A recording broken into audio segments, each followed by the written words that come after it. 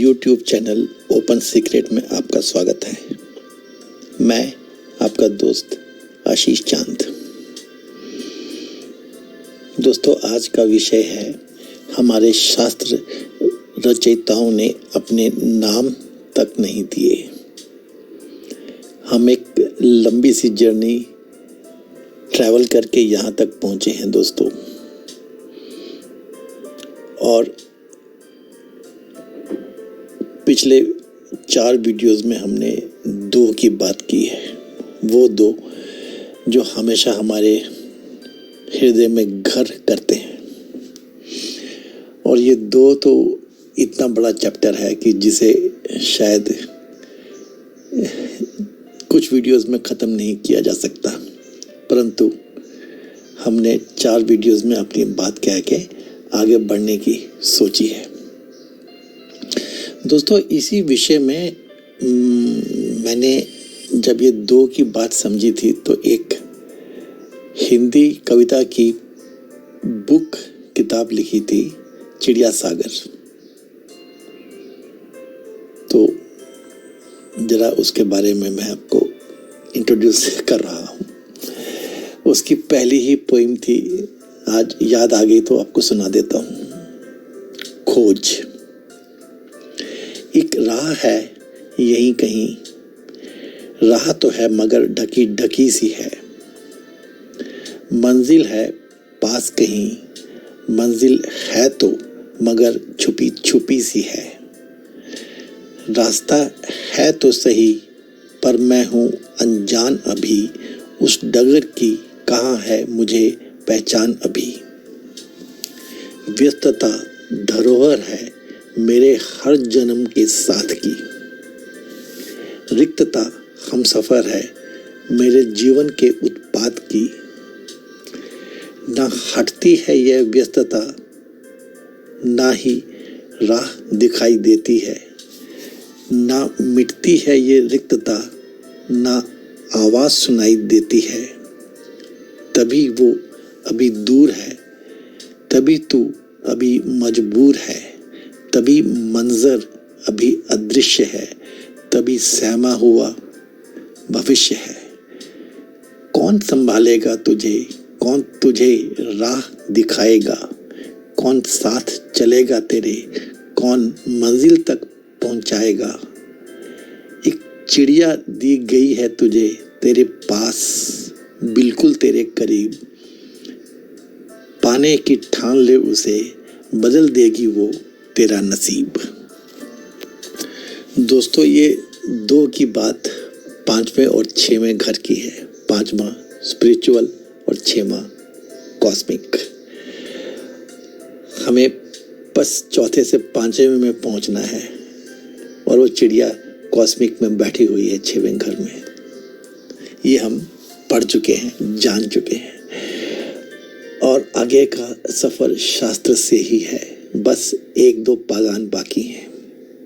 हमने भी धीरे से शास्त्र का सहारा ले ही लिया है और आपको बता भी दिया है।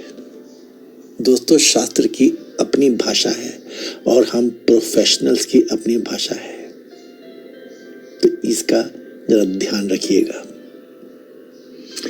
Now we will go a step deeper. पवित्र डुबकी लगाएंगे, गंगा स्नान करेंगे। We will take holy dips. और यहाँ एक चीज़ है दोस्तों कि बहुत सारी खुदाई करनी पड़ती है 1 या 2 हीरे पाने के लिए, और ये ज्ञान की बात जो है, विद्या की बात जो है, इसमें कोई कहता है शक्ल ऐसी है, कोई कपड़ों से पहचान करता है, कोई कहता है आवाज में बुलंदी चाहिए। आप सब जानते हैं, आप अपने समझ से ही आगे बढ़िएगा। Open secret can only lead you. अब यहाँ से कोई रिसर्च की बात भी नहीं है, शास्त्र को छूना है बस। यह हमारा अनुभव ही है कि हम आपकी स्थिति को जानते हैं, आपकी स्वाभाविक स्थिति के बारे में हम समझते हैं, और हम बस ये कहते हैं कि अब से हमारे शॉर्ट वीडियोस आपकी व्यक्तिगत क्षमता को की तरफ होंगे। सबसे पहले दोस्तों एक मॉडल समझिए। जैसे एक भगवान है, राम जी को मान लेते हैं, और आप मान लीजिए आप भक्त हैं, राम जी के भक्त हैं आप। तो मॉडल में क्या है कि आप बैठे हुए हैं और आपके ऊपर राम जी हैं, और राम जी से हमेशा आप बात करते रहते हैं। तो भक्त ने राम जी की बात सुनी। आज जो आपने सुना, क्या सुना आपने? राम जी समझा रहे हैं और तुम हो कि मानते ही नहीं। ये आपकी फीलिंग, आपने आज राम जी से अपने बारे में समझते हुए कि मानते ही नहीं, ऐसा समझा। राम जी तुझे समझा रहे हैं और तुम हो कि मानते ही नहीं। अब समझ जाओ, बस आज है फुल एंड फाइनल। माना आप ऐसी स्थिति में से गुजरे और आपको ये एक फेज है, आ सकती है, कोई बुरी चीज नहीं है। तो दोस्तों हमारा जो आज का समय है उसमें पॉलिटिकली करेक्ट होने का इतना बड़ा एक चलता है साथ साथ। आप समझना कि यदि अपनी इस चीज को, इस व्यथा को आप किसी से बताओगे कि आज आपको तो ये लगा कि राम जी मुझे कब से समझा रहे हैं और मैं मानता नहीं, आज तो मुझे लगा कि राम जी कह रहे हैं कि अब तो समझ जाओ, बहुत हो गया, तो यह कह दिया जाएगा कि आप मेजोरिटेरियन बात कर रहे हैं। यह व्यथा है दोस्तों एक। ये पॉइंट मैंने आपसे जानबूझ के बताया कि ये पॉइंट आपके लिए इम्पोर्टेंट हो जाएगा, हुआ पड़ा है, होता ही होगा, और इसको भी आपको संग लेके चलना है।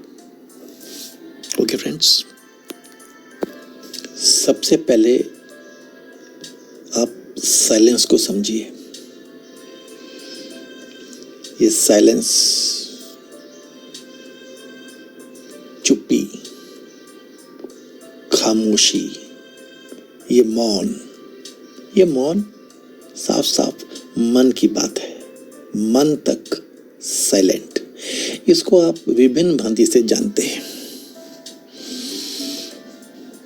मेरी नॉवेल द स्वामी में जो मेन किरदार हैं वो साइलेंट हो गए थे लाइफ में।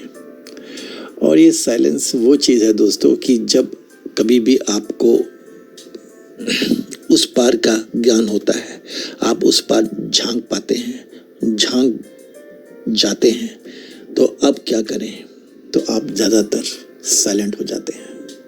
ये साइलेंस का महत्वता बहुत ज़्यादा है। तो उसमें तो मैंने अपनी किताब में यहाँ तक लिख दिया था कि जब स्वामी चिदानंद बड़े हो गए, फेमस हो गए, बोलते कुछ नहीं थे, हमेशा चुप रहते थे, तो दोस्तों उनके न जानने वाले भी जो अनुयायी थे, भिक्षुक थे या बस स्वामी थे, अपने अपने फील्ड में लगे हुए, जब कुंभ की मेले में मिलते थे, तो दोस्तों जरा इसको गौर से समझिएगा, तो वो स्वामी जी को देख करके, उनके सानिध्य में पहुंच करके रोने लग पड़ते थे, और उनके आंसुओं की धारा उनके गालों को, गले को, छाती तक पहुंच जाती थी। और ये आंसुओं की धारा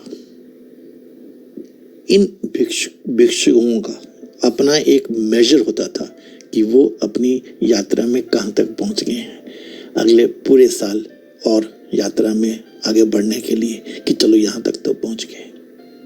तो ये एक तरीका था समझने का, चुप्पी को, खामोशी को। दोस्तों कितने हमारे यहाँ पे साधु हैं, स्वामी हैं, जिनको भगवा पहनना पड़ा लोगों के कारण, लोगों ने कहा आप भगवा पहन लीजिए, नहीं तो गलती हो जाती है।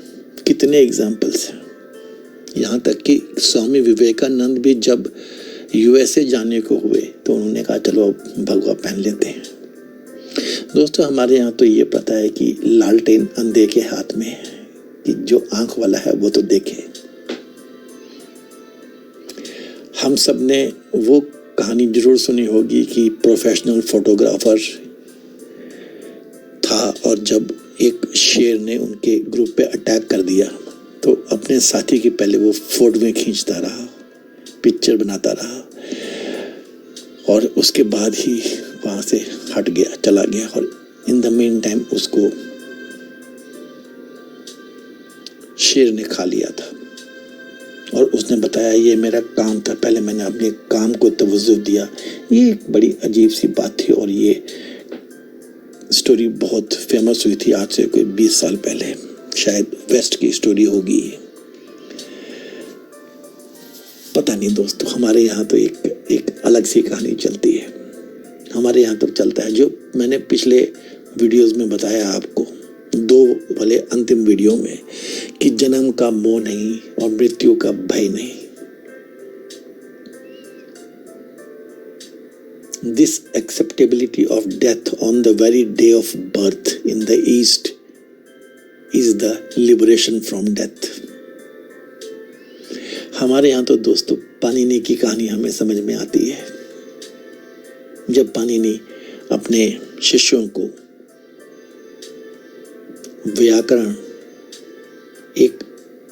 व्याकरण समझा रहे थे,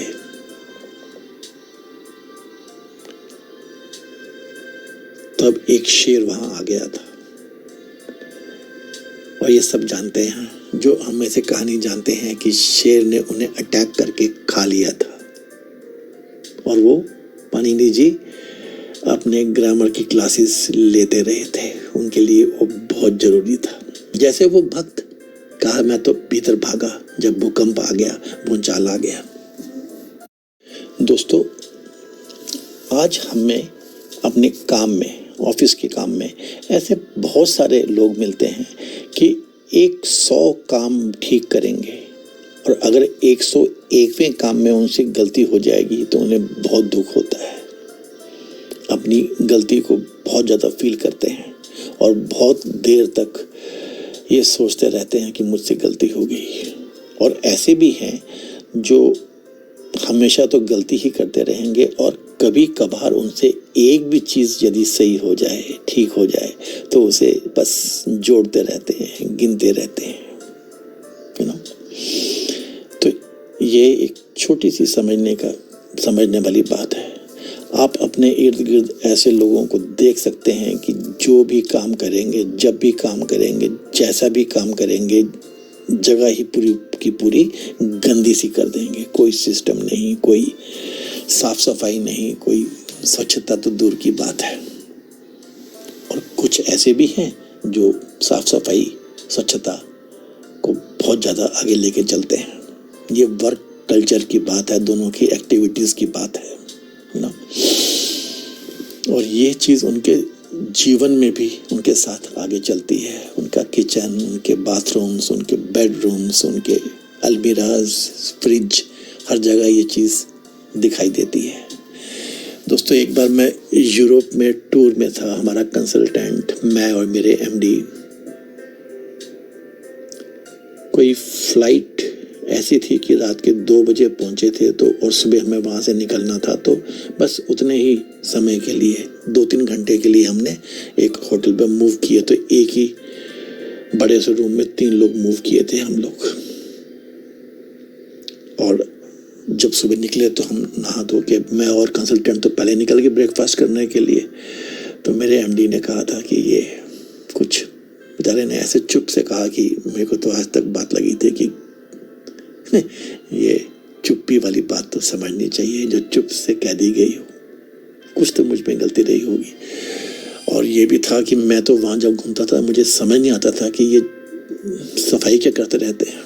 उनके शोरूम्स, उनकी जो एग्जिबिटिंग मटेरियल्स थे इतने साफ होते थे और वो साफ करते रहते थे, तब भी हमें तब उतनी गंदगी तो दूर की बात है, कुछ ऐसा दिखता भी नहीं था। ओके फ्रेंड्स, चलिए फिर अच्छा हुआ कोविड आया और अब उम्र हो गई और मैं घर पे ही आ गया हूँ और सारे काम जब स्वयं करता हूँ तो धीरे धीरे धीरे 1 साल में मुझे ये सफाई क्या चीज़ है और मुझे अपनी जर्मनी की वो बात याद आती है कि अब मुझे भी दिखता है कि ये तो और साफ होना चाहिए, ऐसे साफ होना चाहिए, है ना। तो जिंदगी सब सिखा देती है, जिंदगी सब सिखा देती है। उस समय तो बिल्कुल समझ नहीं आता था, लेकिन ये चुप्पी, ये खामोशी, ये मेंटल बैलेंस, ये चीज़ समझने की है। आप जैसे भी हो बस वहीं से अपनी इम्प्रूवमेंट की तरफ बढ़ जाइएगा। और दोस्तों, ये जो मैंने बताई आपको बात, इससे एक चीज़ और समझ में आती है। ये हमें क्लियरली इंडिकेट करता है कि आने वाला समय कैसा होने वाला है। यदि ज़्यादातर इंसान इम्प्रूवमेंट नहीं करते हैं टूवर्ड्स द फर्स्ट एस्पेक्ट कि कोई गलती हो जाए तो क्या फील करते हो, या हमेशा अपनी एक ठीक चीज़ को पकड़ के 1000 गलतियां करते रहते हो, या जहाँ भी बैठते हो जो भी करते हो उस चीज़ को, उस जगह को जब छोड़ते हो तो जैसी आपने पाई थी उससे साफ छोड़ते हो कि उससे गंदी छोड़ देते हो। यदि ऐसे लोग ज़्यादा हैं तो ये क्लियरली ये भी बताता है कि आने वाला समय कैसे होने वाला है, गंदगी बढ़ने वाली है या दोज थिंग्स। ये भी आप जरा समझ लीजिएगा, है ना दोस्तों। शास्त्र की जब बात शुरू करनी ही है तो सबसे पहले तो माइंड में यही क्वेश्चन आता है कि कैसे रहे होंगे वो ऋषि, वो मुनि जिन्होंने अपने क्लेमेंट्स फॉर अथॉरिटशिप नहीं रखी, क्या होंगे वो लोग, जिन्होंने अपना नाम तक नहीं दिया दोस्तों, नहीं दिया उन्होंने नाम, वो अपने आत्म खोज में, अपनी डिस्कवरी में, इतने सेल्फ सफिशिएंट थे, इतने खुश थे, इतने हैप्पी थे, इतने राजाओं में राजा थे, जंगलों में रहते हुए, कुछ भी ना जरूरत, कुछ भी ना पाने की चाह, कुछ भी इच्छा नहीं। इतना उत्तम थी उनकी खुशी, इतने परफेक्ट थी उनकी हैप्पीनेस, वो अपनी गॉडलीनेस, भगवत्ता में इतने डूबे हुए, इतने चेतन थे उसके बारे में, इतने चैतन्य उनका जागृत था कि उन्हें कुछ भी जरूरत नहीं थी, बस हमेशा अपने परमानंद की स्थिति में रहते थे, अपने सेल्फ एक्सपीरियंस्ड परफेक्शन में इतने खुश रहते थे कि उन्हें कोई ज़रूरत ही नहीं थी कि नीचे साइन करें जब वो मास्टरपीस उन्होंने बनाए होंगे, लिखे होंगे, In fact, the rishis of the Upanishads and other Shastras were men of such perfect knowledge that they came to look upon the glory of fame and the name as absolutely fleeting. कितनी चंचल, बहती हुई, हट जाने वाली, चलती हुई ये नाम था, तो क्या ज़रूरत थी इस चीज़ की।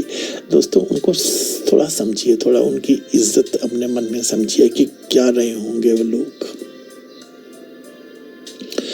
और जब ऐसे गुरुओं के पास कोई एस्पायरेंट, बच्चा, भिक्षुक, मांगने वाला, नॉलेज, ज्ञान के लिए थर्स्टी पहुंचता था तो अपना पूरा नॉलेज उस पर उड़ेल दिया करते थे,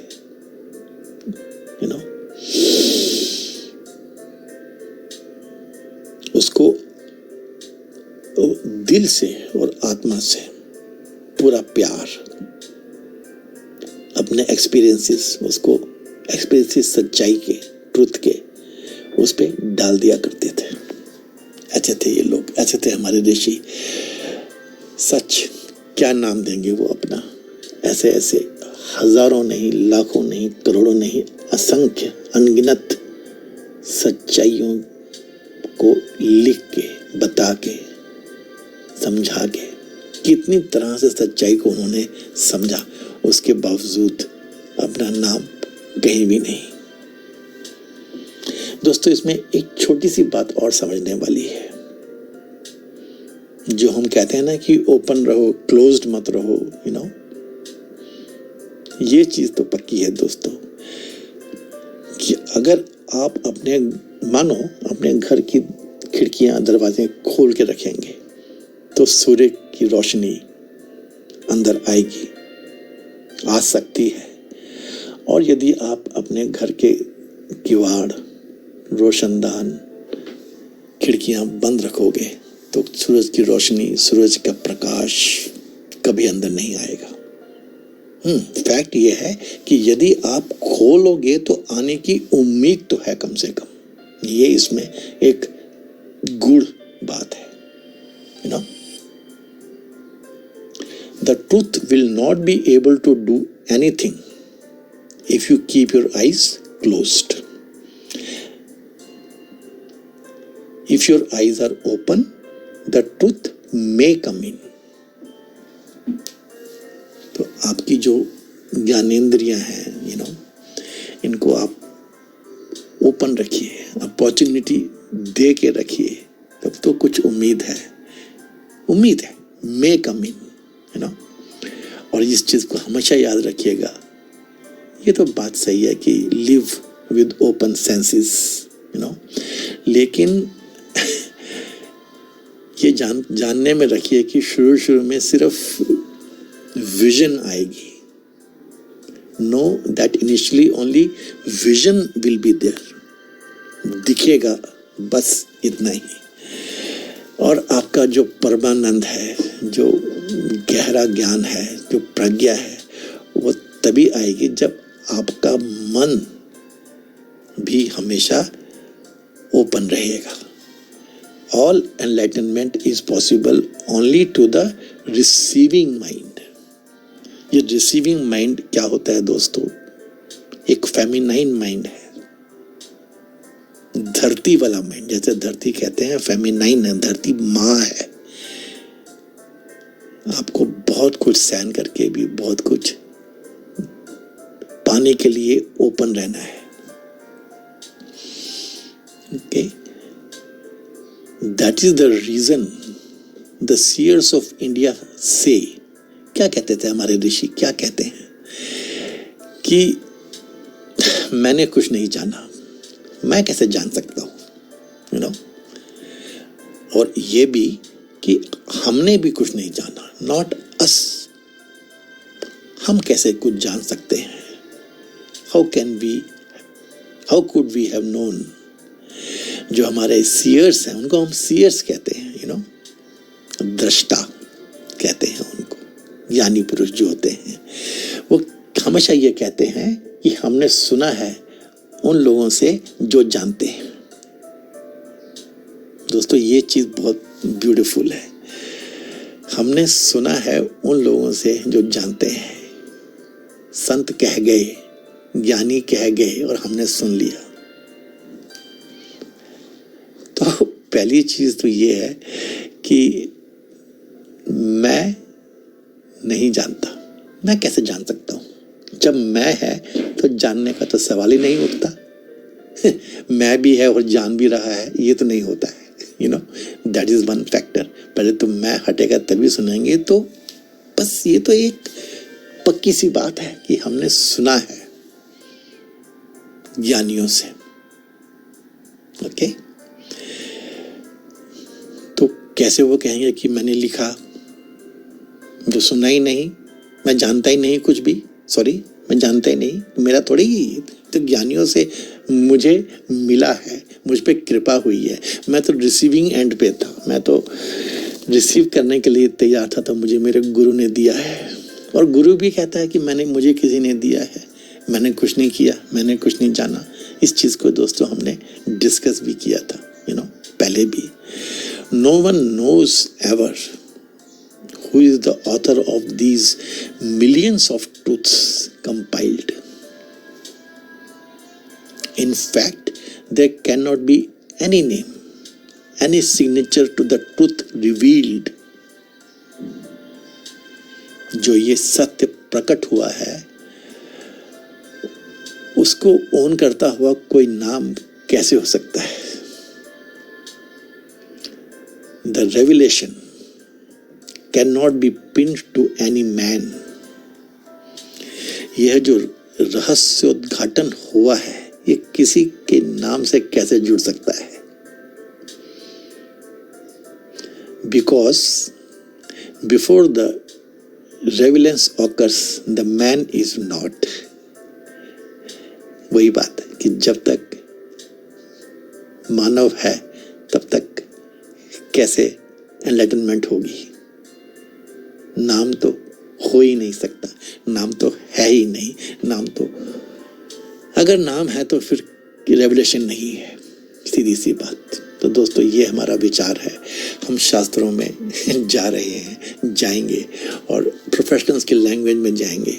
तो सबसे पहले अगर शास्त्रों में जा ही रहे हैं तो थोड़ा परिचय और थोड़ा ये कि हमारे शास्त्र रचयिताओं ने अपने नाम नहीं दिए।